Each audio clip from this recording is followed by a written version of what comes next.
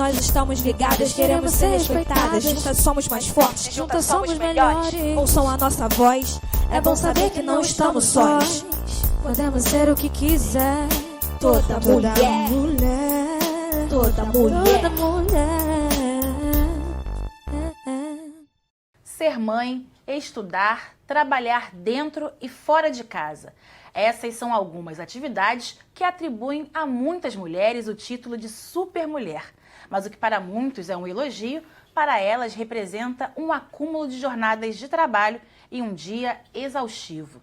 No programa Toda Mulher de hoje, vamos conhecer as dificuldades de mães universitárias e entender quais políticas públicas e privadas podem ajudar a melhorar a situação delas. Eu vou conversar com a estudante de Produção Cultural da UF, Camila Cidade, e a estudante de Geografia da UFRJ, Mítali Correia. Sejam bem-vindas, meninas, ao programa Toda Mulher de hoje. Eu queria que a gente começasse falando das dificuldades mesmo, né, que vocês encontraram nesse ambiente universitário sendo mãe. Começo com você, Camila. Eu fazia universidade antes de ser mãe, fiquei grávida no meio da universidade, da formação, da graduação, fiquei afastada, fiquei 2 anos de recolhimento mesmo, porque tive filhos gêmeos, e aí você perde um pouco da mobilidade até pela cidade.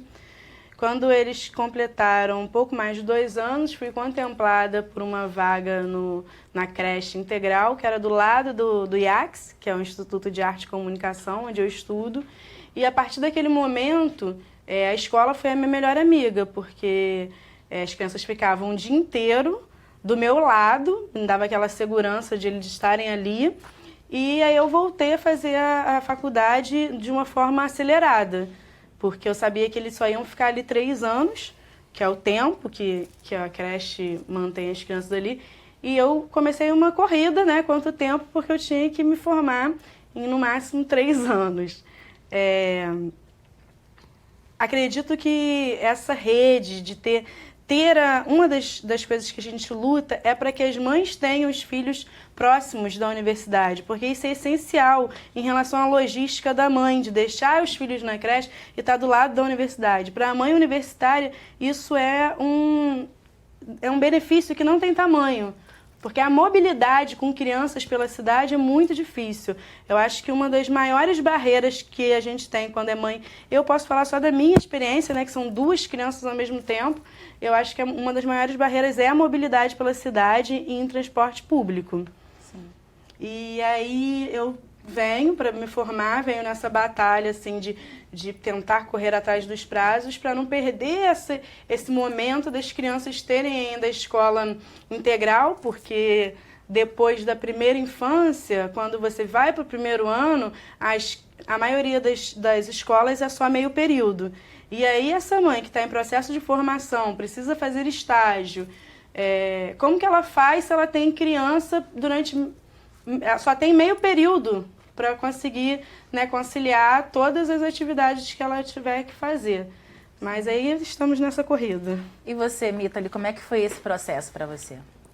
Então, eu tive as minhas filhas um pouco antes de entrar na UFRJ. Eu tinha 18 anos quando eu também tive gêmeas, assim como a Camila. Ela teve gêmeas, eu tive gêmeas.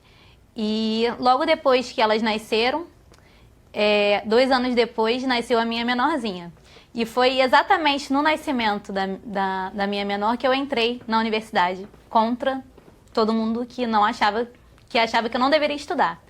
Então, indo contra toda a família, mais por parte do pai delas, que achava que eu não deveria estudar, eu entrei na universidade, coloquei as 3, consegui vaga para as 3 numa creche, e eram creches diferentes, as minhas gêmeas ficavam numa creche num lugar e a minha menor ficava em outra. As 3 ficavam em período integral, que não é fácil de conseguir. É uma sorte, assim como a Camila conseguiu, eu também consegui. A minha menorzinha estava com 6 meses quando eu coloquei ela na creche, uma creche muito boa, que eu poderia entrar a hora que eu quisesse para ver como ela estava. Tipo, até hoje, eu não consegui uma creche tão boa quanto essa. Então, eu começo a minha jornada na universidade, porque às vezes não tem aula, às vezes ela entra em greve, e você tem isso de ter que ter que andar na cidade com 3 crianças. Eu deixava as duas numa escola, a outra em outra escola, ia para a faculdade. Depois voltava para pegar a menor e andava até outra escola para buscar as duas e voltar para casa. Então são processos muito difíceis. E nós ficamos distantes dos nossos filhos, porque levando a menor para a universidade, nas vezes que eu tive que levar, não tinha nenhuma estrutura. Então era melhor para mim deixá-la na escola, na creche o dia inteiro, do que carregá-la para a universidade. Isso tudo amamentando ainda, eu fiz todo esse processo, só que não deu certo. Não deu certo porque eu tive que abandonar diversas vezes algumas disciplinas. Não deu certo porque no meio do período tinha uma greve na escola e eu não tinha mais aonde deixar elas. E eu era a única pessoa mesmo que cuidava e olhava delas, então não tinha como continuar.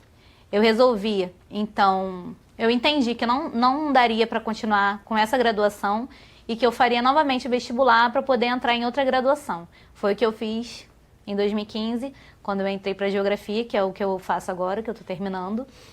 E elas um pouco mais velhas, né, já deu uma melhorada nesse processo de estudar e conciliar com maternidade, com casa, com tudo. Esse processo já dura aí 6 anos, não é isso? 6 anos. Porque eu entrei no BCMT, que é o Bacharelado em Ciências Matemáticas e da Terra, um nome muito grande, na UFRJ em 2013. Eu não conseguia, porque era um curso de exatas que exigia muito de mim.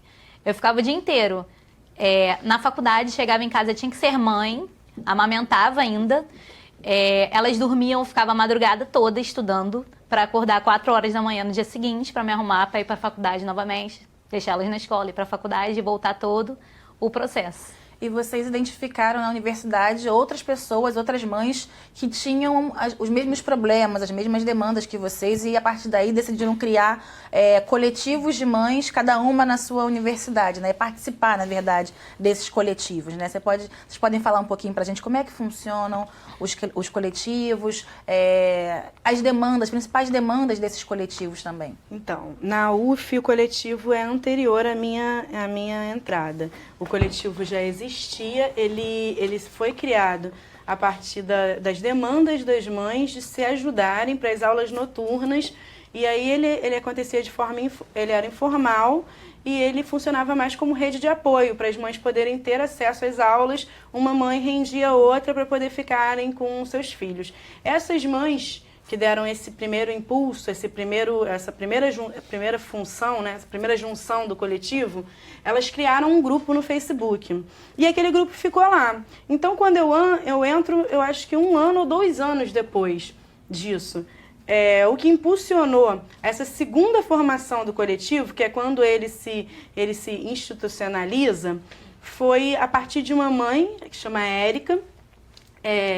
A Érica, ela vai no grupo da UF e no grupo das mães pedir ajuda porque ela foi barrada no bandejão, perdendo o direito de se alimentar por estar com uma criança. E assim, aquela revolta daquele momento de ser excluída fez com que um novo grupo se unificasse e começasse a se institucionalizar para poder operar mudanças, porque aí a gente percebe que as mães, elas pedem para ser retiradas das moradias, elas não podem comer.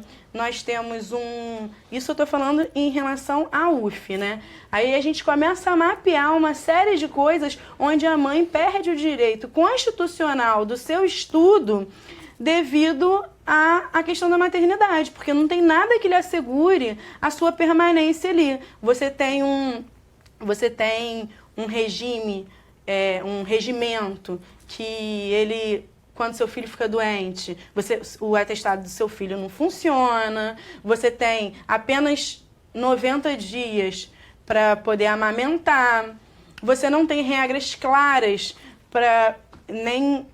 você não tem regras claras de como será a questão do seu parto, quanto tempo, como é que vai ser os seus trabalhos. Então o coletivo ele começa a se institucionalizar para poder pautar tudo que a gente gostaria que precisa ser modificado para a permanência das mães. Porque o que a gente sente nesse momento é que as mães não resistem. E aí a gente começa a olhar por classe e essas mães não resistem mesmo. Fica um iceberg. Hoje em dia a gente tem dados que uma entre 10 mães de 15 a 29 anos consegue continuar estudando. Então, assim, não é um dado da universidade, é um dado que vem desde, né, da escola. Mas se uma entre 10 são as que conseguem continuar estudando, você imagina isso dentro da universidade. A estatística é ainda menor. E aí, a Mita vai falar um pouco quando chegou ao UFRJ, mas a gente passou a criar um núcleo interseccional em estudos da maternidade. Esse núcleo começou a perceber que tinham vários, de 2016 para cá, há uma eclosão, talvez o Parenting and Science tenha a ver com essa eclosão de trabalhos universitários, de trabalhos que pautam não só a questão de gênero, como questão de maternidade.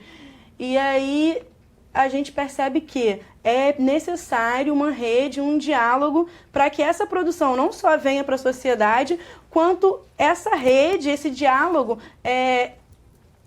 cria uma rede de trocas para que esses saberes fortaleçam esses novos trabalhos que estão vindo. E aí a Mita participa do NIEM comigo, a gente começou a mapear e a ter um plano de ação para a formalização desses coletivos. E você, lá na UFRJ, vocês criaram também esse coletivo e fizeram um estudo do perfil dessas mães que estudam na UFRJ, né?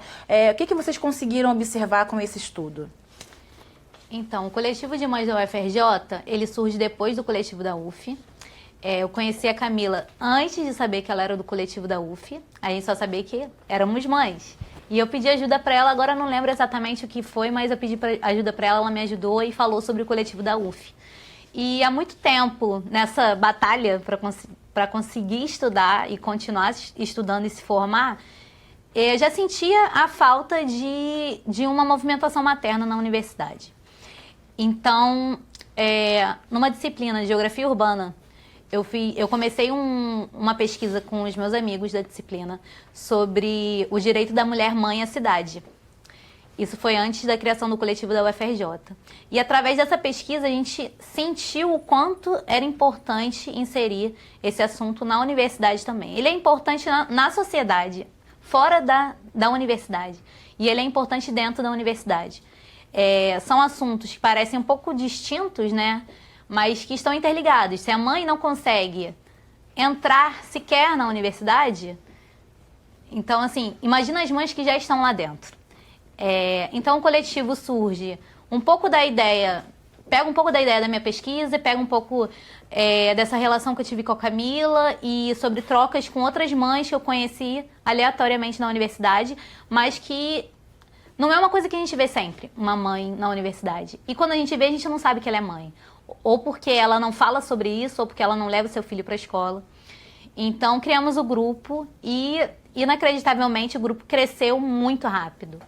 E tivemos muita adesão, muitas mães entraram no grupo. Eu não imaginava que seria tão rápido. E eu percebi o quanto de mães tinha na universidade. Nós não sabíamos disso até então. Parece muito invisível. Eu, na universidade, 6 anos andando pelos corredores da universidade, se eu vi 1 ou 2 vezes alguma mãe lá, foi muita coisa. Então parece que a gente é sozinha, né? A gente está ali na universidade, parece que só temos nós como mães dentro da universidade. A gente vai conversar um pouquinho melhor sobre esse perfil dessas mães na UFRJ no nosso segundo bloco, que o tempo do primeiro agora acabou, mas a gente vai continuar. O Toda Mulher vai para um breve intervalo e volta já. Toda mulher, toda mulher, toda